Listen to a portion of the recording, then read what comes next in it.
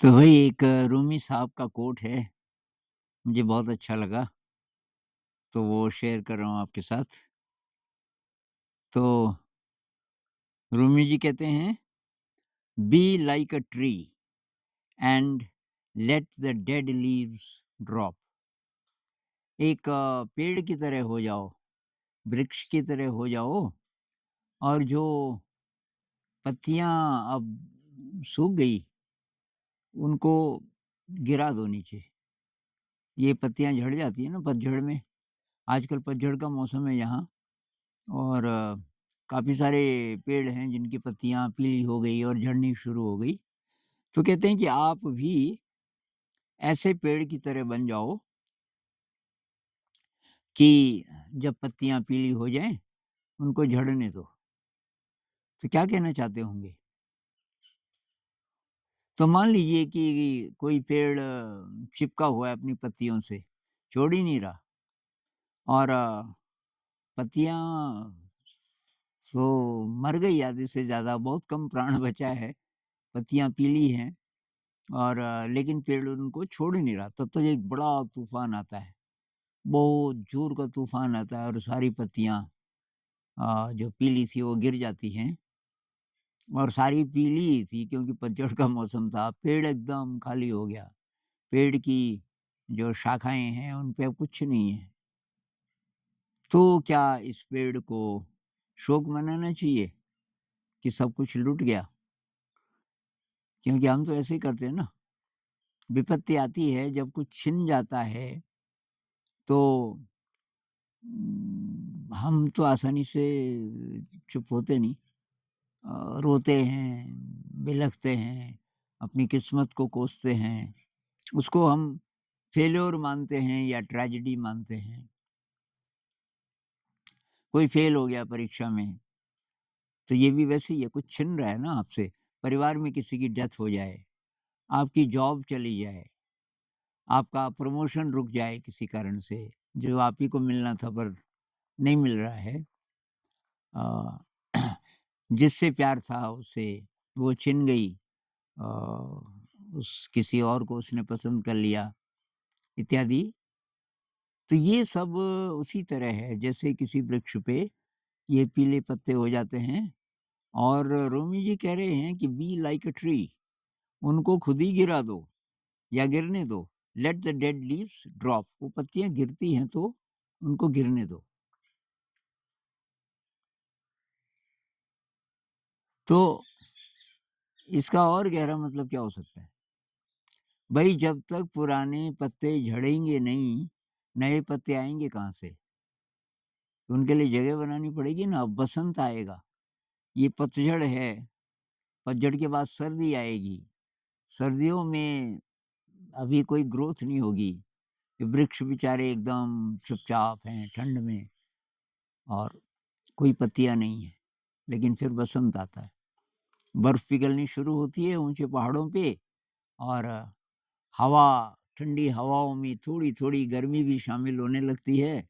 सूरज की रोशनी थोड़ी-थोड़ी गर्म होनी शुरू होती है, और अचानक फिर बसंत आता है। अचानक सारे पेड़ पर, अ, अगर आप ध्यान से देखो, जगह-जगह, जगह-जगह, जगह ये नई कोंपलें फूटने लगती हैं, और बहुत जल्दी कुछ ही दिनों में सारा वृक्ष नई पत्तियों से, छोटी-छोटी पत्तियों से, एकदम जवान, एकदम टेंडर पत्तियों से ढक जाता है। सारा पेड़, सारा वृक्ष अब झूम रहा है मंद-मंद हवा में। तो ये कभी ना होता अगर कोई ऐसा वृक्ष होता कि जो छोड़े ही ना अपनी पत्तियों को। अब वृक्ष के अंदर तो नेचुरल इंटेलिजेंस है ना, वो नेचुरल इंटेलिजेंस से ही चलते हैं, उनकी अपनी विल नहीं होती, अपनी मर्ज़ी नहीं होती। पर इंसान के अंदर ये जो अपनी मर्ज़ी है, ये जो अहंकार है, मैल की परतें हैं, ये गड़बड़ करती हैं, और इसलिए हमें ठीक से दिख ही नहीं पाता। जो जा रहा है, उसको जाना चाहिए, ये हमें बात समझ ही नहीं आती। भई प्रकृति अ, आपके पुराने पत्तों को ले जा रही है, तूफ़ान आया है, तो जिन बत्तों पत्तों को गिरना है, उनको गिरने दो। एक और जगह वो कहते हैं रूमी जी कि जहाँ-जहाँ खंडहर है, वहाँ-वहाँ खजाने की संभावना है। ज़िंदगी खंडहर हो गई। अ, आपके सपनों के महल चूर-चूर हो गए। आपने जो-जो सोचा था, कुछ भी हासिल नहीं हुआ। जैसे स्टूडेंट्स हैं, कितनी बार कोशिश की, नहीं हुए पास। अ, किसी से प्यार था, ब्रेकअप हो गया। और ये सारे मतलब ज़िंदगी ऐसा लगता है कि बर्बाद हो गई। खंडहर, रूमी जी कहते हैं कि जहाँ-जहाँ खंडहर है, वहाँ-वहाँ खजाने की संभावना है, ट्रेज़र। क्या ये सही होगा? भई मेरे लिए तो ये सही हुआ। मैं केवल एक घटना सुना रहा हूँ आपको। एक बार दोस्तों ने मुझे डरा दिया। वो मेरे कुछ-कुछ दोस्त थे जो ये कोशिश कर रहे थे और कोई कॉम्पिटिटिव एग्ज़ाम की तैयारी कर रहे थे, कोई-कोई निकल भी गए थे और वो मुझे डराने लगे कि सरकारी नौकरी होनी चाहिए पक्की, तभी ज़िंदगी है। और मैं लो पहले से था उन दिनों और थोड़ा-सा विचलित भी था कि मैं क्या करूँ, क्या ना करूँ? ऐसा एक फ़ेज़ आया मेरी ज़िंदगी में और तो उन्होंने कहा तेरे तो एमए में बहुत अच्छे मार्क्स हैं, एमए इंग्लिश किया था मैंने और मैं टॉपर रहा था, बहुत बहुत अच्छे मार्क्स आए थे कि तू बीएड के लिए तैयारी कर। बीएड तो फिर सरकारी नौकरी मिलेगी तुझे और और आज की लास्ट डेट है लेकिन। मैंने कहा काहे की लास्ट डेट? कि उसमें प्रूफ़ देना पड़ता है कि आप यहाँ के मतलब स्थानीय नागरिक हो और प्रूफ़ ये होता है कि आपने वोट दिया। मैंने ज़िंदगी में एक ही बार वोट दिया था। तो मैंने कहा वोट तो मैंने दिया। हाँ, कि चलो नगर पालिका गए, वहाँ का जो सबसे बड़ा ऑफ़िसर था, इत्तेफ़ाक से वो मेरा जानकार निकला। तो कहने लगे आनंद जी आप बैठिए। उन्होंने सारे लोगों को लगा दिया भई जल्दी से जल्दी ढूँढो, कागज़ ढूँढो, जिससे ये प्रमाण मिलता है कि उन्होंने वोट दिया। वो शाम को 5 बजे तक ढूँढते रहे। बीच में लंच ब्रेक हुआ।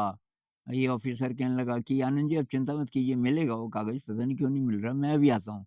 वो लंच करके आया, मैं बैठा ही रहा। ये लोग बीच-बीच में मुझे चाय पिलाते रहे क्योंकि ऑफ़िसर ने बोला था इनको ये कुछ खाएँ तो खाना भी ले आओ। मैंने कहा भई खाना नहीं।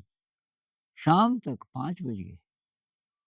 उस ऑफ़िसर ने 1-2 बार डाँटा भी अपने कर्मचारियों को। ये ऐसा कैसे हो सकता है? इन्होंने जब दिया वोट तो कागज़ क्यों नहीं है यहाँ? कहने लगे साहब जी सब जगह ढूँढ लिया अब क्या करें? है ही नहीं वो कागज़। 5 बज गए तो साहब कहने लगे अब आप देख लीजिए। हमने पूरी कोशिश की ये कैसे हो गया पता नहीं। तो वो है कि सब छिन गया क्योंकि आखिरी अ, टाइम था, आखिरी दिन था, मैं नहीं कर पाया अप्लाई और अगर कर देता तो मेरी यात्रा ही कुछ ज़िंदगी की होती। मैं कहीं सेटल्ड हो जाता, बाल-बच्चे होते, ऑफ़िस से घर आता और ऑफ़िस से, स्कूल से और मतलब कुछ नया नहीं मैं फिर कर पाता। मैं ट्रैवल नहीं कर पाता। मैं कृष्णमूर्ति जी को नहीं मिल पाता। मैं शांति निकेतन नहीं जा पाता। बंद हो जाता। तो इस घटना के फिर कुछ समय बाद जब मैं शांति निकेतन गया, मुझे लेक्चरशिप मिल गई तो वो मुझे पसंद आई नहीं। मैंने कहा ये काम करना ही नहीं है मुझे ये कॉलेज का तो एटमॉस्फेयर ही बेकार है। तो मैं जब शांति निकेतन चला गया तब मुझे पता चला कि वो एक्चुअली क्या था, वो मेरे लिए बहुत बढ़िया बात थी उस दिन कि वो कागज़ नहीं मिला। तो जो फेल्योर्स आते हैं ना, कई लोग कहते हैं मैंने 3 बार कॉम्पिटिटिव एग्ज़ाम की तैयारी की, नहीं निकला, इस बार भी नहीं निकला तो मैं आत्महत्या कर दूँगा। अरे नहीं अ, इस बार भी करना है तो कर लो, लेकिन मन नहीं कर रहा है तो मत करो और इंतज़ार करो। कोई नई डायरेक्शन है ज़िंदगी की, इससे बहुत सुंदर अब ये पता आपको कई साल बाद चलेगा शायद। जब जैसे मुझे चला ना, मुझे जब मैं शांति निकेतन गया, फिर मैं ऋषि वैली गया, जे कृष्णमूर्ति जी को मिला, तब पीछे देखा मैंने ज़िंदगी में कि अगर मैं सेटल हो जाता कहीं, ये सब तो मैं नहीं कर पाता। पता भी ना चलता मुझे कि ऋषि वैली भी कोई जगह है। जहाँ जे कृष्णमूर्ति जी को मिला जा सकता है। या शांति निकेतन में मैं भी जा सकता हूँ और वहाँ के जो बड़े-बड़े विद्वान हैं, टैगोर जी के ज़माने के, मैं उनको भी मिल सकता हूँ। ये संभावना ही दिमाग में नहीं आती। तो इसलिए जब ऐसा हो कि आपको लगे कि सब छिन गया, परिवार में किसी की डेथ हो गई, अ, किसी की अकाल मृत्यु हो गई, छोटा बच्चा था उसकी डेथ हो गई और बहुत ज़्यादा दुःख होता है। दुःख तो होगा, लेकिन याद रखिए कि वसंत भी तभी आता है।